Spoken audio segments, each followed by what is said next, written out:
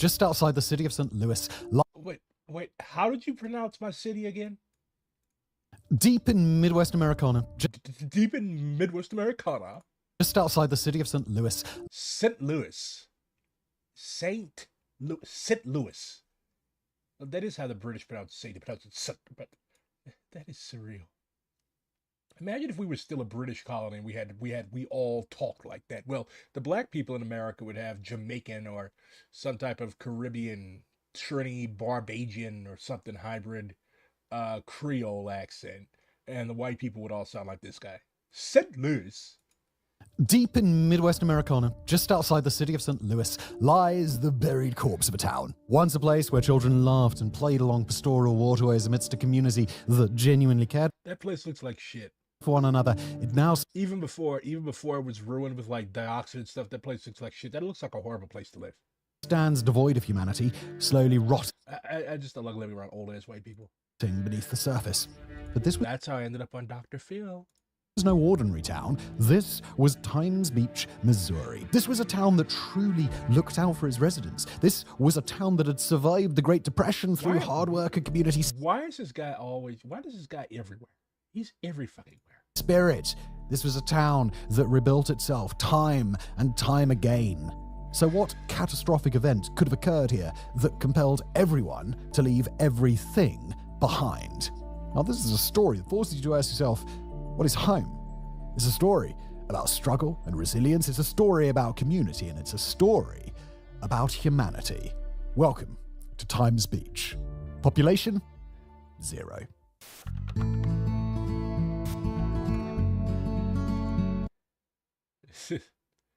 I guarantee you black people were allowed to live there. I guarantee you this was a sundown town. To understand why this small town went from paradise to poisonous, we need to examine its founding. The history not only reveals the human story behind its transformation, but also connects us to the people who were there when everything went so wrong. Times Beach was established in a way that you might not expect.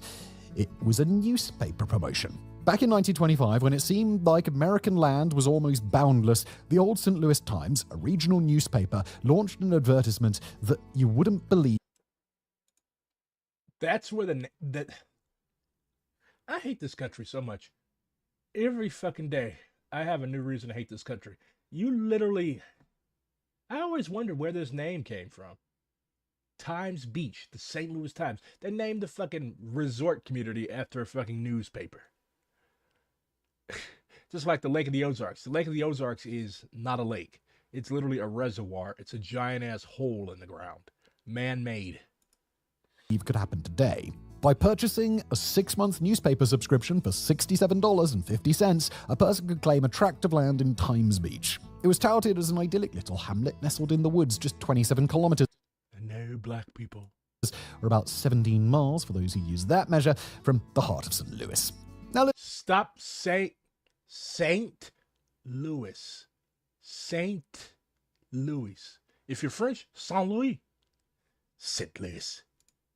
Don't get me wrong, this land was insanely cheap. It comes out to about because it was trash land. Look at this fucking place. $1,237 Bro. in 2025. It looks like any other rural shithole. Like they marketed this as a resort community. It looks like no wonder it's a ghost town. Even if there wasn't dioxin and other type of poisonous shit there. Nobody would want to live here. It looks like any other rural shithole in rural Missouri. No offense to anybody that's from rural Missouri. Money. There's a reason why people that grew up in places like this leave. There's nothing there. Sure, that's expensive for a 6-month newspaper subscription, but for land, it was a pretty good deal. Realistically, however, you needed 2 parcels to have enough space to build a small house or a cabin. And look, in 1925, $2,500 wasn't exactly easy money for most people, but for some, it was manageable with a bit of saving. Alternatively, you could make a $10 down payment on the land and pay the rest in installments of $2.50 per month. A pretty sweet deal that attracted many buyers. Now, the newspaper had actually purchased the land from a farmer and rebranded it as a paradise resort, a haven for dogs. You bought some land that a farmer didn't want, and you marketed to all these rubes as an idyllic resort community in the middle of nowhere in fucking Missouri. doctors, managers, and high society individuals from St. Louis to unwind during the summer. They could enjoy fishing in the mighty Merrimack River and Oh my God. forget about the troubles of the interwar years. Times Beach wasn't designed for permanent habitation, at least not yet. It functioned more as a holiday park than as a true settlement. A full-page advertisement once proudly declared, "The sweltering heat and discomfort of the city are unknown at Times Beach." However, this idyllic slice of rural Americana wouldn't remain unchanged for long. Have you ever searched for something on the internet, and then for the next week, all you're seeing is it advertised to you? That is true. Ghost towns are very interesting because they are usually a result of accelerated capitalist exploitation. Like all those boom towns out west, they grew up around gold mines or military forts or other such types of things. And then, like when the mine ran out, the town ran out. Like people left, they moved to San Francisco or Portland or these other huge cities where you could make a permanent living. And yeah, that's what happens. Nothing lasts forever. Oh, for God's That's eventually going to happen to Las Vegas soon. Like, Las Vegas is way, way too big and way, way too resource intensive to exist permanently. It's not going to happen. I don't want But of course, the mafia is not known for thinking far, far ahead. it. I don't even know why I looked at this. It's "Stop following me around" advert. It's creepy. Well, look, that ain't a coincidence. That extra answer by the St. Louis Magazine in 2017. Yeah, there were no black people living in this town. Look at her. Does this look like a very tolerant, progressive person? Marilyn Leisner. Although she had not lived through the Great Depression, she was well acquainted with the settlement's history. She recalled, quote, "During the Depression, a lot of people in the city moved into their homes in Times Beach to ride out the hard times." AKA get away from black people. End quote. The prices in the city were simply too high, making it tempting to downsize to a smaller rural community where the competition for money and bread was less fierce. This strategy worked for those who relocated, although surviving the Depression was never easy for anyone. Worse yet, in the 1930s, the states were ravaged by the Dust Bowl, as soil erosion and high winds transformed Middle America into a scene reminiscent of Mad Max, just with less mutants and cars. We don't need another hero. The people of Times Square could never have known it, but the dust that Times Square. You dumb, bald British mother. eventually Stop making videos. Stop making videos. You can't talk correctly. St. Louis, Times Square, the Dust Bowl. blew in from afar would trigger a chain reaction, ultimately leading to the town's evacuation in the early 80s. But I'm getting ahead of myself here. Despite the hardship, Times Beach slowly began to grow, not only in population, but also in one of the most important elements of a functioning settlement: community spirit. Cottages on stilts, once built to avoid flooding, gave way to modular homes and even a few brick houses. There were 4 churches and 4 taverns, offering residents a way to balance their sins with their faith, true to the Midwest spirit. The liquor store doubled as a tackle shop, and the town even boasted a town hall. To the dismay of longtime residents, a trailer park opened in the settlement, soon followed by another, and the town even earned itself a 7-Eleven. How fancy. Of course, wasn't perfect. Because it's classism. Because in former colonies like the United States, people talk like this. They assumed to be intelligent and fancy and know what the hell they're talking about. But in reality, some of the most evil people in the world have had this accent, this received pronunciation accent. Yes. Nor was it affluent. Missouri, and Times Beach in particular, If America had remained under the British, working class white Americans would definitely have some type of variation of a Cockney accent. clawed its way out of the Great Depression, a struggle that persisted for Yeah, the transatlantic accent. They all talk like this in the other movies. decades. Yet that shared That was a horrible approximation of a transatlantic accent. experience, that sense Probably because I don't watch enough old movies. of belonging forged in hardship, ensured And the thing with the transatlantic accent is like nobody spoke like that naturally. Like FDR, all those people, they were literally taught to talk like that in elite boarding schools, Groton and Phillips Exeter and all those places. Yeah, it's an entirely manufactured, made up accent. that the people were happy. Like no community organically has a transatlantic accent. Between picnics in nature with your neighbors, river recreation, town dances, and that old community spirit America once embraced before the suburbs took over, life was Old community spirit as long as you weren't black. pastoral and nurturing. It was a simple Otherwise, you would have gotten a taste of the other community spirit in America, aka the lynch mob. life, but it was a good life. A tiny slice of paradise where the value you placed on the company around you far outweighed. I still hold that was it had to have been an absolutely horrible, atrocious place to live. It just looks boring. It looks like Orania, that fucking bored Disneyland in the middle of South Africa. That's what this place reminds me of. I've never been there because I'm really not in the mood to just like stride through and stumble through old dioxin poisoned middle American mid 20th century ruins. But yeah, it just does not seem like a very appealing, attractive place to live. Company at work. Former Mayor Leistner once said it was like everybody was related to everybody. Everybody probably was related to everybody. That's how small towns are. Residents described stories of leaving their houses unlocked and watching over each other's children. It was a growing yet close-knit community, one that was welcoming and homely, sort of like a family. Homely is also a synonym for ugly. By 1982, the small town had blossomed to a population of around 2,500, and pretty much nobody in the United States would have heard of it if it hadn't been for a looming disaster that would cost some residents everything.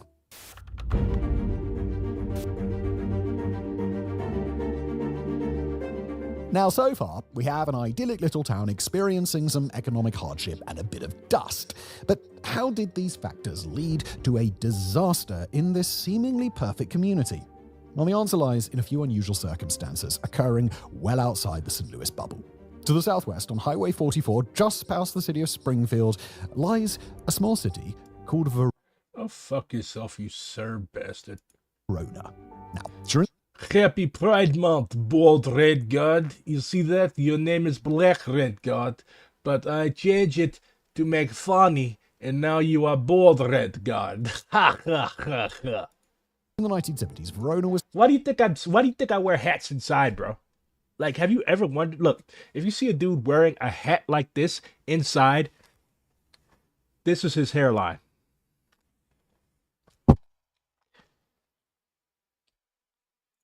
home to a pharmaceutical facility that was part leased by the Anytime you see somebody wearing a flat cap or any type of cap indoors, same thing with snapbacks, they're probably bald under there. I thought everybody knew this. private Northeastern Pharmaceutical and Chemical Company. Of course, there's a dystopian sounding company involved. There always is. This is some fucking Raccoon City Resident Evil shit. Northeastern Pharmaceutical and Chemical Company, NEPACO. Or Nepaco. This lease was from the building's original owner, Hoffman Taff.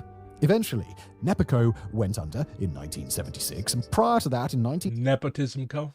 Nepo Baby Co.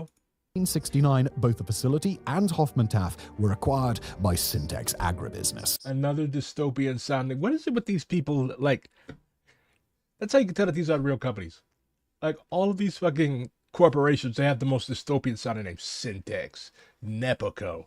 Like, just random, just fucking random, yeah, Resident Evil corporations. So, what exactly was Nepa? Like, do these people just go through a dictionary and pick out the most evil sounding words and name their corporations after them? Because that's exactly what I think they're doing. Producing there? Well, they were manufacturing a chemical known as hexachlorophene. This chemical was their primary product, and it was later banned in 1972 after 36 young children in France died due to its use in talcum powder. At the time, hexachlorophene was primarily used in cosmetics as well as in soaps and creams. Its eventual ban... It's amazing, like, how everything in the mid-20th century was trying to kill you. And, you know, in many cases, these people knew exactly what this stuff was doing to people. They just did not care. There was virtually no regulation. There was no nothing. So, yeah, it was just a free-for-all. It was like the snake oil and patent medicine period of the Wild West. Like thalidomide. You had babies that were literally being born with no limbs whatsoever, just a torso. But they didn't care because it made a shitload of money. You had the radium girls. You had people that were literally those old school glow-in-the-dark watches.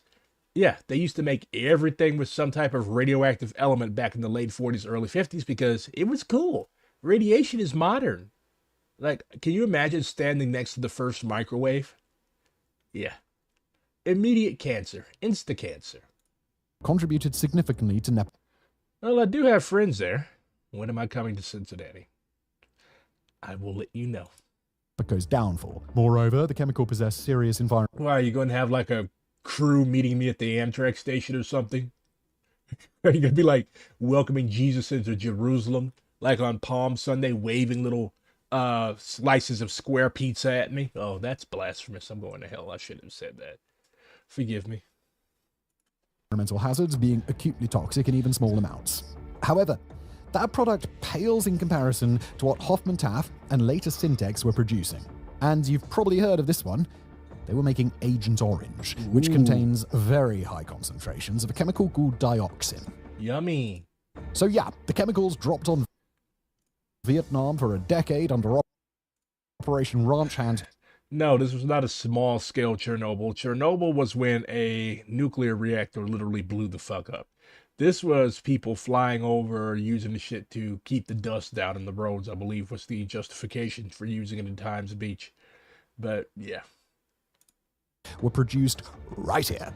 As you could probably tell by what happened to the Vietnamese, dioxins are not very good for you. Short-term exposure to high levels of dioxins causes skin lesions and altered liver function, while long-term exposure is linked to impairments in the immune system, the developing nervous system, the endocrine system, and... Mind you, they knew all of these effects, but they dumped it on Vietnam anyways. What was the justification for using it in Vietnam? Well, the brave boys and girls of the NLF, the National Liberation Front, known pejoratively as the VC, the Viet Cong, Mr. Charles, Mr. Charlie, they were guerrilla fighters. And guerrilla fighters kind of love forests and jungles because tanks and trucks and all that other shit that America likes to use does not like forests and jungles. So when you're fighting a guerrilla war, you go where the enemy isn't. So the enemy, in this case the Americans, were not hiding out in the fucking jungles. They didn't even like the jungles. They didn't go in the jungles unless they were forced to. So they figured, you know what, let's just drop hundreds of millions of pounds of extremely dangerous chemicals on the Vietnamese rainforest. And you know what? Fuck the rice farmers. Fuck the animals. Fuck everybody. We just got to just turn this place into a fucking parking lot. And that's what they did. They did not care about the Vietnamese. If they cared about the Vietnamese, they would not have dropped napalm on them either. Reproductive functions. Chronic exposure is additionally associated with various cancers. So, not really ideal, but... A lot of the American troops that were in the Air Force or who were like patrolled or worked in areas that were flattened by Agent Orange, they also ended up with various types of diseases. So, yeah, bit of blowback for you. How does a chemical plant located hundreds of kilometers from Times Beach lead to Times Beach's ultimate destruction? And well, the answer lies in logistics. Like all chemical plants, these facilities generate waste, and most of them adhere to meticulous procedures and strict regulations for its disposal. No, they don't. They just dump that shit in the river. Why are you lying? Oh, you're British. Every word you speak is a lie. Most of these chemical plants, if they buy a river, they dump the shit in the river. They'll pay the fine. They dump the shit anywhere they can. They do not care about meticulous procedures. No, that shit costs money.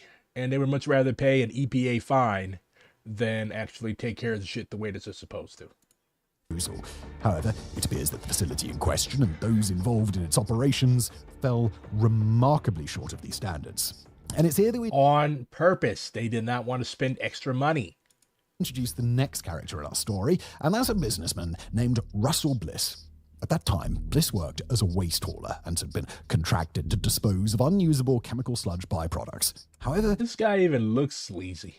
He wasn't completely honest about... I am so glad that I was not around in the 60s and 70s. Like, I would have hated having to wear those wide lapel-ass shirts. And, like, you couldn't buy any other shirts. Every shirt had a fucking lapel that came all the way out to your shoulders.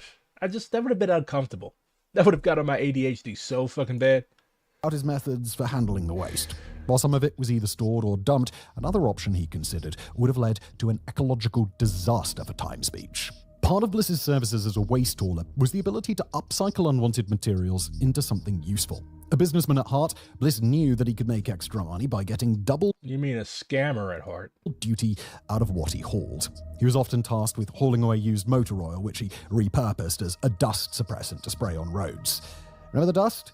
That's exactly why it's important. Bliss mixed some of the chemical waste with the used motor oil to create a dust suppressant formulation, which he would then spray on anything that needed it for a fee. Roads, buildings, houses, churches, farmland, you name it. The oil, however, was contaminated with some of the worst pollutants. This guy is like that dude in Saints Row that pays you to just go around spewing sewage everywhere.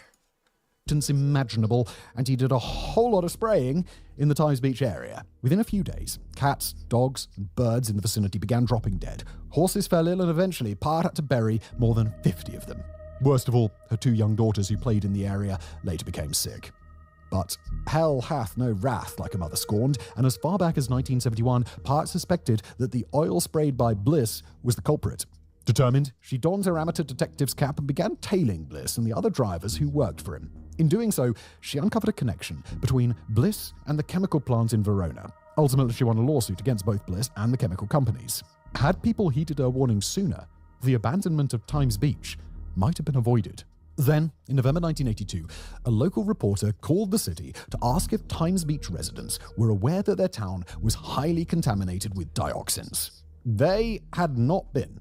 They weren't aware, despite Parts' suspicions from over a decade. You've got this guy just running around spraying random chemicals for a fee. You don't know what's in this shit, and the lady has already told you and won a lawsuit against this guy because you're just mixing up chemicals and shit. Oh, we're talking about Times Beach. What's up, Truman? You ever heard of it? But yeah, you're just going around spraying these random chemicals, and you've got all the fucking pets and shit are dropping dead. And like, you don't know that there's anything wrong in your town. This town just sounds like a grift from start to finish. You're named after an old defunct newspaper. Now you're being slowly poisoned by some grifter that gets the leavings off a chemical company. White folks, I tell you. Earlier, no one stopped Bliss from dispersing that toxic waste throughout the environment. Under a month later, disaster would strike Times Beach once again. And this town was just an L from start to finish.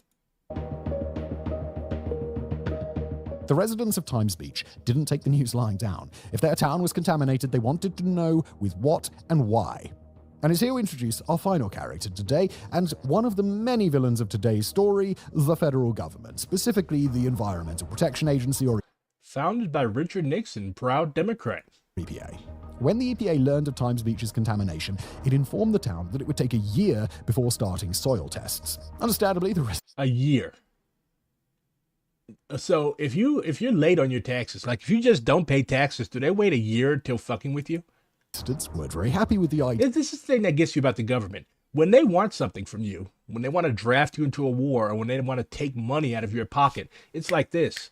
But when you actually need something, like when you need the government to actually do its job, they're nowhere to be found. It'll take about 5 years to begin the preliminary process of soil tests. Well, yeah, okay, cool. In the meantime, dozens of people will have dropped dead from this poisoning. Of knowingly Nobody cancels me. I cancel people. I don't die, I multiply. living on top of poisonous ground for an entire year. No, that was just DSA writers saying regular writers being weird. Their appeals falling on deaf ears, the town's inhabitants On the other hand, shitloads more people know who DSA is now than before. pulled their money to But I can't talk about that. But yeah, check out our Twitter. have Times Beach tested themselves. In a seemingly magical turn of events, the EPA The major thing about being a good shit disturber and being a good fly in the ointment is knowing when to stop. Nobody likes somebody just harps and harps and harps and harps on the same thing. I'm not trying to be Ethan Klein here. managed to test the area almost immediately after learning of the private effort. Funny, isn't it? But something ominous was looming on the horizon for Times Beach, something far more threatening than government red tape and delays. The US Nobody in DSA is going to have me shot in the head. These people are not built like that.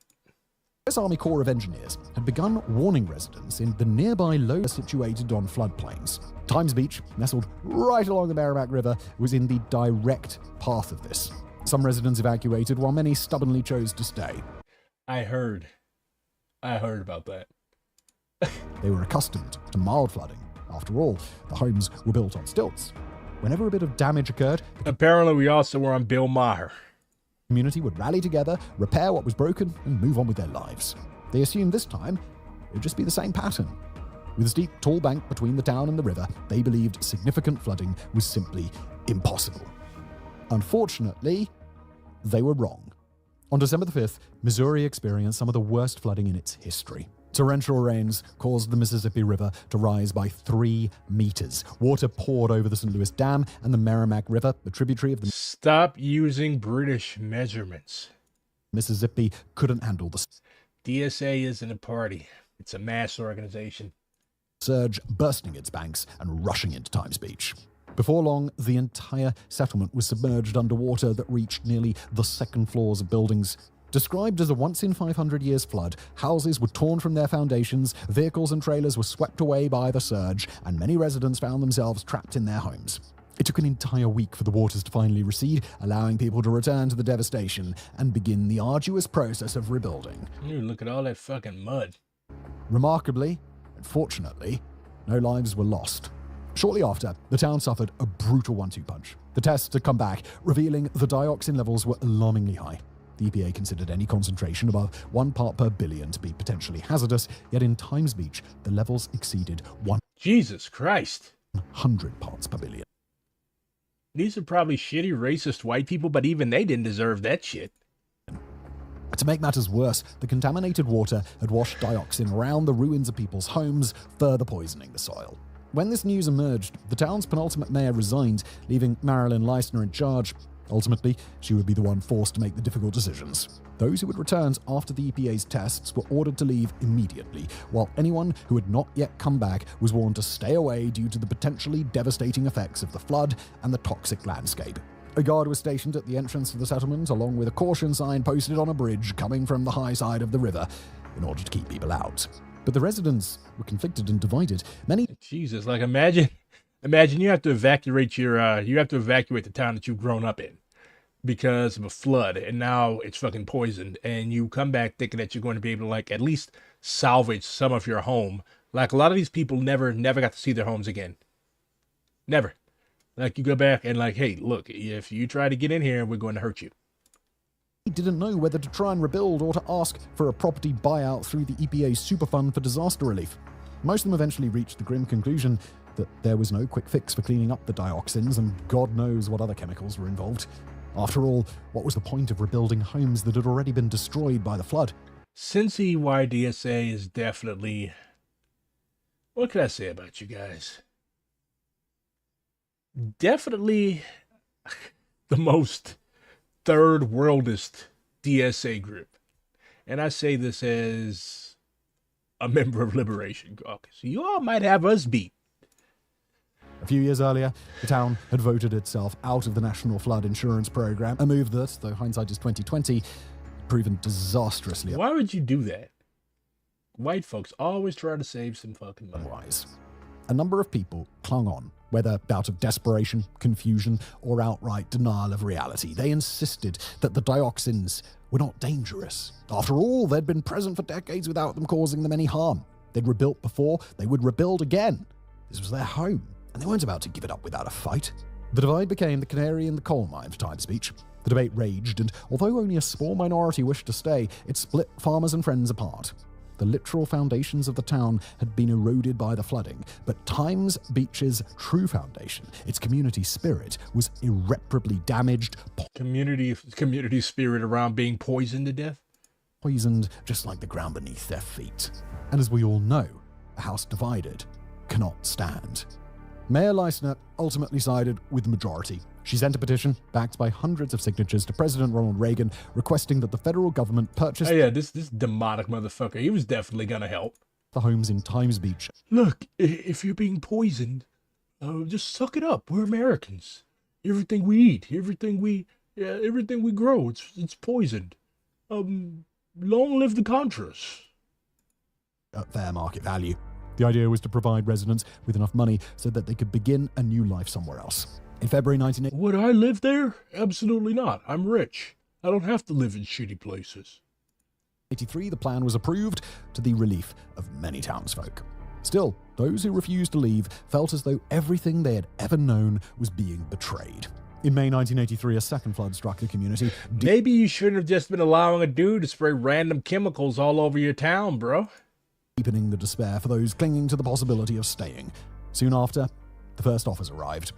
The federal government lowballed the residents. As Mayor Leisner recalled, the offers were very low, so we got organised. We would invite the press out, and we would spray paint the prices on the homes. Offers were based solely on square footage, which felt unfair to those who owned newer, better quality homes that would typically command higher prices in a regular market. Although an appeals process existed, one that might secure a few extra dollars for the dissatisfied homeowners, it offered only minimal relief, even with the additional relocation assistance provided by the Superfund. In cases where a new house outside of Times Beach cost more than the previous one, the Superfund program would cover part of the difference. It was a kind sentiment, but ultimately market forces prevailed, making the situation even more challenging for local residents. Sellers in the local area knew that many people would be buying houses. Yeah, why would you pay somebody to do a professional experiment when you could do an inadvertent experiment for free? It wasn't hard to figure out that. Across the wider region, 80,000 people were eventually evacuated and made homeless by the flooding. Many of those displaced could choose to rebuild if they wished, while many opted to move instead. However, the residents of Times Beach had no choice. Consequently, why would you experiment? Why would you pay somebody to tell them, hey, we're doing an unethical experiment on you, but we're going to give you money so you can shut up, whereas we could just let shit happen. We could just let shit happen. That's what happened with Tuskegee. Like, the Tuskegee experiment was not injecting the guys with syphilis. These guys already had syphilis, and instead of treating the syphilis, the United States government wanted to see what happened when you let syphilis, like, basically run uncontrolled in a community. So basically it was just negligence and neglect, willful neglect. Like, yeah, we know you got syphilis, but we're going to tell you you've got bad blood because you are a superstitious sharecropper. And yeah, we know your vision is failing and a variety of other stuff, and your mental capacities are declining, but we're not going to tell you you have syphilis. We're not going to treat you for that because you guys are expendable, and we want to see what happens. This is our experiment. That's what the Tuskegee syphilis experiment was. House prices in the area spiked. People were forced to buy homes that were far from ideal or move further away from the only place they'd ever called home. What were they supposed to do? What options did they have? They took the money that they could and made do with what was available. There was no happy ending in sight. By 1985, only one elderly couple remained in the toxic town, a George and Lorene Klein, the final holdouts of Times Beach. In the end, those who chose to stay ended up with the worst deal of all. Properties that refused the EPA's buyout offers were condemned, meaning their houses were forcibly valued and sold by the courts. In fact, the judiciary's own appraisals came back even lower than the EPA offers, and they lacked the benefits such as relocation assistance. In time, everyone left, and by 1986, the town was officially disbanded. Times Beach was no more. Times Beach. Yet the story did not end with the town's abandonment. It was not until the 1990s that the state of Missouri finally managed to acquire all the property in Times Beach, enabling them to begin cleaning up a mess that they did not create. The EPA determined that incineration was the best method to decontaminate the site as thoroughly as possible. The incinerator would not only process contaminated soil from Times Beach, but also from dioxin sites throughout the state. In all, 265,000 tons of dirt from 27 different locations would be burned. Many people opposed the plan, suspecting that it would create an even greater... They're just going to take all this dirt and burn it and let all the shit go in there, bro. I hate this fucking country. This country is just so fucking dumb. Yeah, let's take the toxic, dirty dirt and burn it. Greater environmental problem by releasing harmful toxic fumes across Missouri. Despite these concerns, the EPA stood firm and refused to answer questions about their strategy. They maintained that the incinerator would work. It would burn away and completely destroy the dioxins, leaving no worry about dioxin fumes. The critics argued that the focus was too narrow. What about the other pollutants in the soil, such as hexachlorophene? In some areas, harmful chemicals not even associated with the Verona plant could be released into the air across Missouri. It appeared that the EPA either didn't know about these additional risks or simply didn't want to know. They knew. Ultimately, they seemed more interested in finding someone to blame for this entire debacle. The buck stopped with Syntex, which was made legally responsible for both the cleanup and for exploring the full scope of the contamination. Syntex not only covered the cost of the cleanup, but also paid an additional $10 million on top. The EPA wasn't going to let a few people prevent them from closing this loop in their records. Eventually, though, after an outcry from a few dedicated individuals, the incinerator was shut down. Still, the EPA's ombudsman, an internal organization in charge of handling individual complaints, recommended that the incinerator be retested for safety. However, the retest used the same. Whatever happened to that fucking Bliss guy who started all this shit? They should have thrown his ass in the incinerator. Flawed parameters as the first, and eventually the rest of the soil was burned. In 2001, the former town was removed from the national priority list for federal cleanup. That was it. It was over. Or was it? Even all these years later, the legacy of the disaster the plague time speech remains significant, and for good reason. This environmental catastrophe didn't just mark the map with a ghost town, it ushered in a new era of environmental protection standards in the US, and that really was quite something. Moreover, the legacy of the town itself continues to resonate, living on through the people who experienced that ordeal firsthand. Animosity still lingers among the former residents. Some harbor resentment toward the federal government for its poor management of the situation, while others point the finger at the chemical companies responsible for the entire ordeal, and at Russell Bliss, who's equally culpable. Some are angry with God himself for unleashing a flood that destroyed their homes, and others direct their ire at former Mayor Leisner, who many feel forced them to leave everything behind for pocket change. White people always blame the wrong motherfucker. Yeah, she wasn't solely to blame. She did everything she could to urge the EPA to revise its offers and secure adequate compensation. But she was just placed in an impossible situation. What bargaining power did a tiny town's mayor have against an entire governmental organization, especially when homes were destroyed and people were rendered homeless? In the end, those who refused the deal she helped broker ended up even worse off. What more could she have done? Leisner said in 2017 that she had no way of controlling what the EPA offered, quoting her here, "I didn't have anything to do with their money." People still have every right, though, to be bitter. Their homes were washed away or rendered uninhabitable, and the close-knit community, one forged in the fires of the Great Depression, and for many, the only place they'd ever known, was stripped from them. And it wasn't their fault. What about Bliss, though? What became of him once the disaster reached its climax? Well, he ended up getting sued out of the wazoo. For years, he and the chemical companies have been locked in a blame game. Bliss consistently denies even knowing that the materials were toxic, while the chemical companies maintain that they did, in fact, disclose the danger of the chemical waste. After all, it's a I can't read. I'm an honest working man. I don't know what all them chemicals names mean. chemical plant. What did Bliss expect that he was hauling away? Fruit?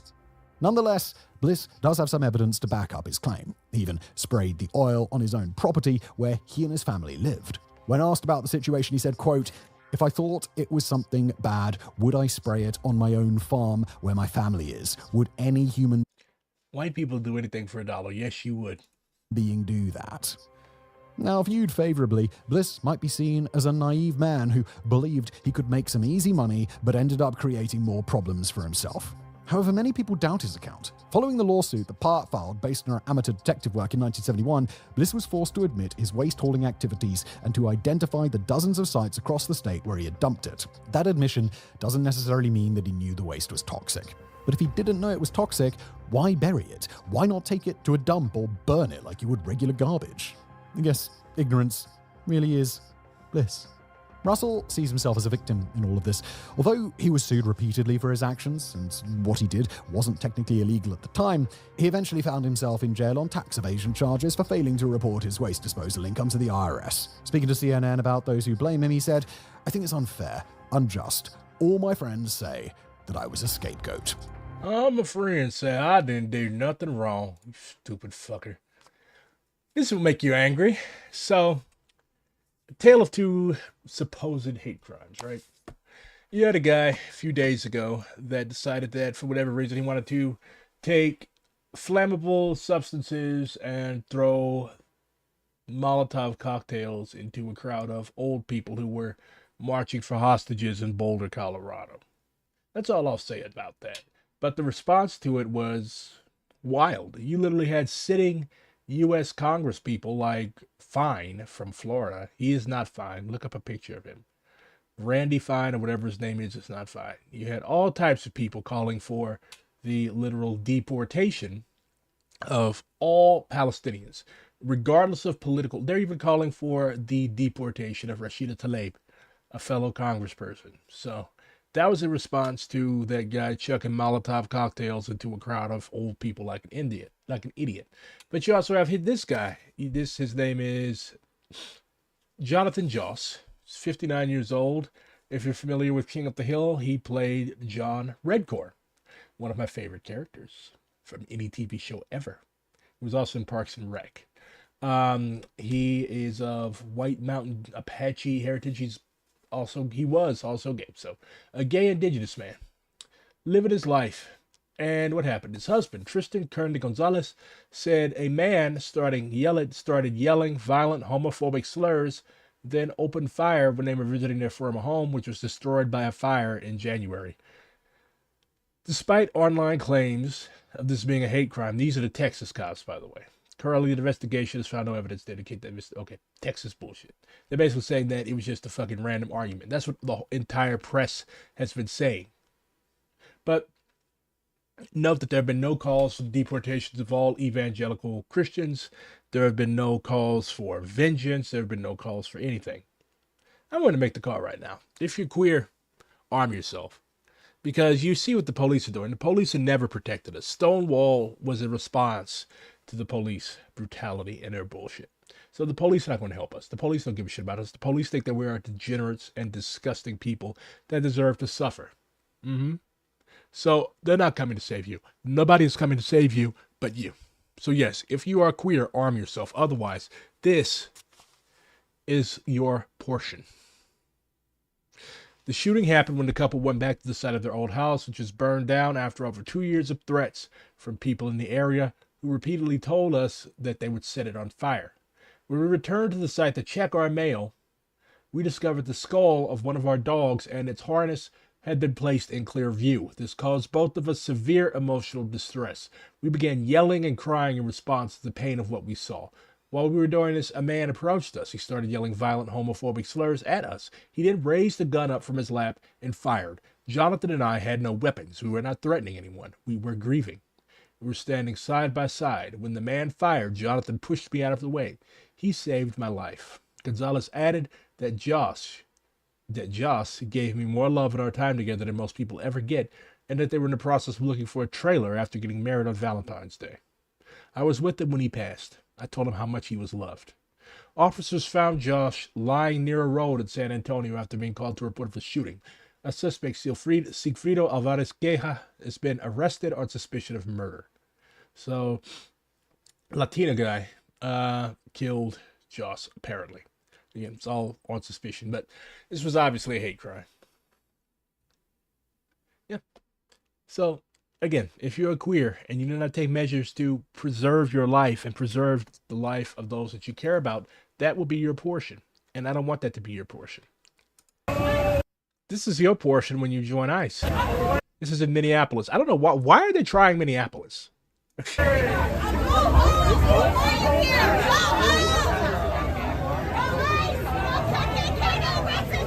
So, the ICE and FBI. Like, these FBI guys were literally wearing fatigues. I've never seen FBI wearing fatigues. All of this. And they went into this Latino community to engage in violent and vicious acts of provocation.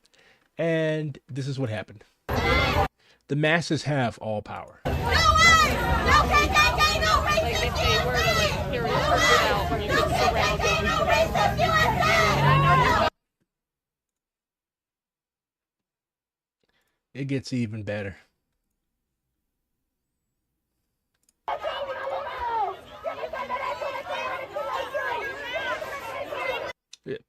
Why is the ATF there?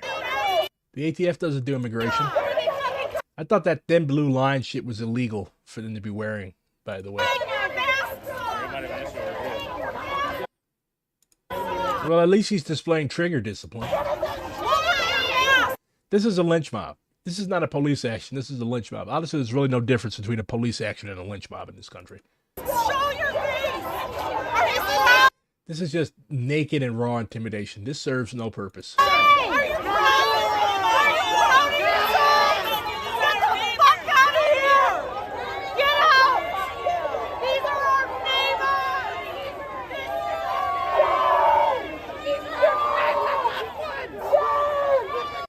You should also note that, like, this would not have been effective if it was just one person.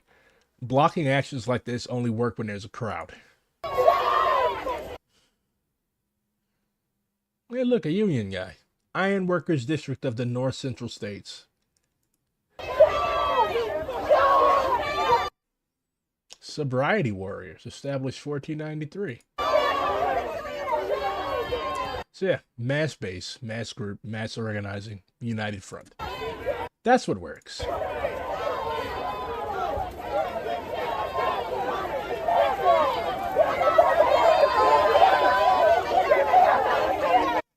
I honestly don't know what they were trying to do.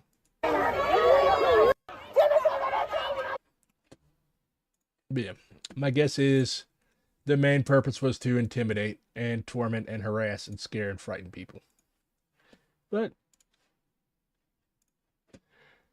you could outscare the people in their rightful anger and wrath and rage. Hey, look, a Teamsters guy. Really, really glad to see unions out. Unions have been dropping the ball for pretty much ever. This is what ICE is doing. They're kicking in doors, pulling doors off the hinges, doing all types of stuff like that. Check out DSA Liberation Caucus's latest statement. Comrade Basavraju was murdered by fascist Hindutva police forces in the force of Chhattisgarh on May 21st, and this is our statement regarding that. Waiting for the rioters to come to accuse us of supporting terrorist organizations again. But yeah. I'm still tripping off this crash out. I don't know if this guy is Asian or white or whatever, but so he was fucking with these black kids and telling them that they had no business in the neighborhood. And he came back around, he spun the block, and he came back and he hit somebody's car. And this is what happened. You need to leave. You need to leave. You need to leave. You need to leave. This is black people are the best trolls in the history of humanity. We are literally the only people who will make you crash out and destroy your own vehicle. Literally. You need to leave. You need to leave. You need to leave. You need to leave. Like, we're the only people that have the power to make you do this to yourself. You need to leave. You need to leave. You need to leave.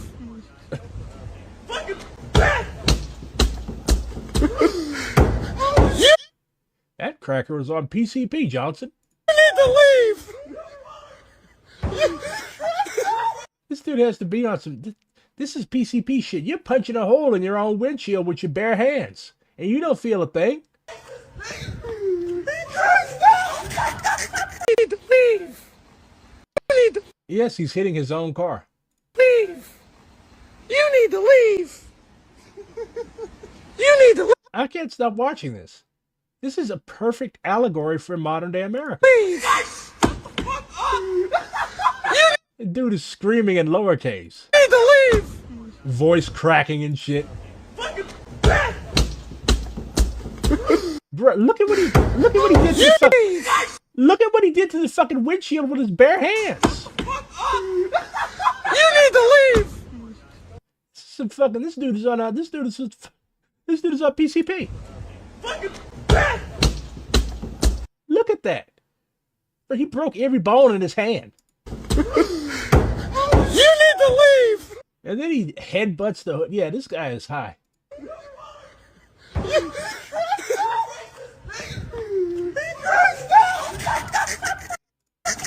I love how the dude's just like running away like a cartoon character. Antisocial social club. Definitely despises these characters. Definitely defines these characters. Ugh. Oh yeah, Sinners is streaming on I think it's on Amazon Prime. I don't know. I'm not paying Amazon any more fucking money. Maybe he's right. Who knows? So this guy just has all types of... Is this the War Fronts guy too? Ooh. During World War British troops on the Western Front had limited options when it came to food in the trenches. But with a clever So British food already sucks. Let's find out what they ate in the trenches. cook on hand, they might be able to use their rations to make something like this potato pie made using a military recipe from 1914. So thank you to my Patreon patrons for supporting this channel as I cook for the Tommies in the trenches. This time, I'm up. Like when the men of Stockport's territorial soldiers joined up with the Cheshire Regiment, they thought they were eating high on the hog. You should have seen the scramble. I thought Mackinac was great, but the good old potato pie wants some beating. Just fancy potato pie being served to the Cheshires. And it turns out there is a proper military recipe for that potato pie. It comes from the field cooking section of the 1914 When is STL-DSA Center's movie night? Think I'll have to ask our AdCom committee about that. I think they put that edition together. of the Manual of Military Cooking, prepared at the Army School of Cookery. Potato pie. Have y'all seen that dude that gets like really old military rations and he eats that shit? Like I think the oldest he ever had was some from the Boer War. 16.5 pounds meat, 20 pounds potato. It doesn't specify what type of meat. So could it be like, can you chop up your dead comrades' bodies and put them in a potato pie? 1 pound onions, 3 ounces salt, 1/2 ounce of pepper. Cut up and stew the onions with jelly from the meat added. Boil or steam the potatoes. When cooked, mash them. Line the sides So this is where all the fucking missing people want. If you want missing in action, and they found your corpse, they would just dice you up, put you in the fucking potato pie. of the dish with 1/3 of the mashed potatoes. Sorry, lads, got 8. Place the meat and cooked onions in the center. Season with pepper and salt. Cover over the remaining. I swear to God, if we're like actually engaged to protect the People's War, and you motherfuckers eat me up, I hope you choke on the last bite. And of course, I'm gonna haunt the shit out of you too. And I hope you get fucking prions. I hope you get kudu, and I hope you die raving and frothing at the mouth. Eat me. Fuck you. The mashed potatoes and bake till the potato cover is brown. As the mashed potatoes absorb the moisture of the meat and render it dry, about 2 pints of gravy prepared from the liquor in which the onions were cooked should be poured into the pie before serving. Now that is a mighty big pie, enough for 22 men serving in the army. So I'm going to cut this down to just 8 servings, which still should be quite a lot of pie. So for this World War I potato pie, what you'll need is 2 pounds or 925 grams Ew! of tinned corned beef. Now you may be tempted to use fresh meat for this, but the recipe is specific that it wants preserved meat, and the We ain't in the trenches no more, big dog. recipe has you use What is corned beef? It's beef that is corned. What else? the jelly or the gelatin that is Ew. inside Gross. of the can and attached Hey, at least it's halal though. But ew. to the meat, so you really got to get that real tinned bully beef. Then 2.5 pounds or 1.1 kilograms of potatoes, 2 ounces or 55 grams of diced onions, 1.5 teaspoons of salt, 1 teaspoon of pepper, and to make the gravy you'll need 2 tablespoons of butter and 1 tablespoon of cornstarch. So the first thing you want to do is make the mashed potatoes, and it's really up to you if you want to leave the skins on or peel them. On. I'm going to leave the skins on because I like them and frankly it's easier. Either way, Skins on is better. chop them into small cubes and put them in a pot and cover with water. Then bring it to a simmer and boil for about 20 It's beautiful. I fetishize white people food for some reason. For instance, I love this motherfucker eating sheep's stomach. minutes. Do you know what haggis is? Haggis is basically, okay, you get the sheep's stomach, right? And then you take all the sheep's guts and then you mince it up and then you put oatmeal in that shit. And then you sew it all up in the sheep's guts. And then you boil the motherfucker. Yeah, that's haggis. Or until they're very soft, at which point you can drain them and mash them up. But again, it's fucking poverty food. Like these people were in the Highlands of Scotland, really not growing all that much up there, so you had to make use of everything. But so I get it, but still, ew. This is really the simplest, most basic mashed potato that ever was. No butter, no cream, zip. Then we can simmer the onions, and really you can do this while you're boiling the potatoes. All you do is gather up all of that gelatin that is attached to Ew. the meat and inside of the can, and add that with the onions in a small saucepan, and then pour in about 1.5 cups of water. Set that over a low heat and bring it to a simmer, and cook the onions until they're translucent. About 12 to 15 minutes should do. Then remove them from the stove and strain out the cooking liquid, but don't get rid of that because we need that to make our gravy. And now we can move on to the corned beef. This you should mash up like you would ground beef, and then season it with the salt and pepper. Honestly, there is a lot of salt in corned beef, so I don't really think it needs more salt added, but the recipe says to do so, so that's what I'm doing. Then we add the onions in and mix it all up until they're well incorporated. Now, up to this point, everything that we've done could be done in pretty much any field kitchen. These were horse-drawn stoves that were typically wood-fired, though coal and oil-fired also existed, like the I'm not a Disney gay. I'm a Harlem Renaissance gay. Loon Valley kitchen that included not only What kind of gay are you guys? a stovetop for frying and 2 20-gallon boilers for preparing stews, but it Of course they ate the horses. What else are you going to do with them? also had 2 The horse fucking drops dead. You're going to eat it. large Well, what else would you rather eat your dead comrade? Would you rather eat your dead buddy? I don't think so. ovens fitted with baking dishes. These kitchens were meant to cook enough food for 250 soldiers every single day. So let's just assume we would have access to one of those so we can go ahead and make this pie. So assemble your potato pie by taking 1/3 of the mashed potatoes and pressing them around the edges of an 8 by 8 inch baking pan. At first I thought I would put them on the bottom too, but the recipe is pretty clear that it just wants them around the edges. Then add in your corned beef and onion filling into the center and Oh yeah, shepherd's pie fucks. tamp it down to fill up all the corners. Then put the remaining mashed potatoes on top, spreading them over the meat just like a very basic shepherd's pie. Then pop that into the oven at 400 degrees Fahrenheit or 205 Celsius and bake until the top of the potatoes start to brown, about 35 to 40 minutes, during which time we can make our gravy. Now, there are a few recipes Well, no shit, man. This food is for people that were in World War I. Of course it's going to be gross. from the period in Army manuals on how to make gravy. This is one of the more basic versions because we're using that water that we boiled the onions in. So you take that liquid and you heat it back up on the stove, and then you add in the butter and let it melt completely, and then whisk the cornstarch into a little water to make a slurry and add that into the simmering liquid, mixing it in, and let it simmer for about 10 minutes or until it's thickened up. That should take about 10 minutes. Plenty of Oh, I spotted the Brit. time to tell you that I am now uploading ad-free videos over on I do not care. You're 19? Okay, sure, why not? So now you have hundreds of thousands of young men in their late teens and early 20s joining up to fight the Germans.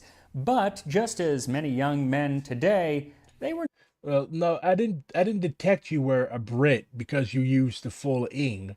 I detected the Brit because you have UK at the end of your handle.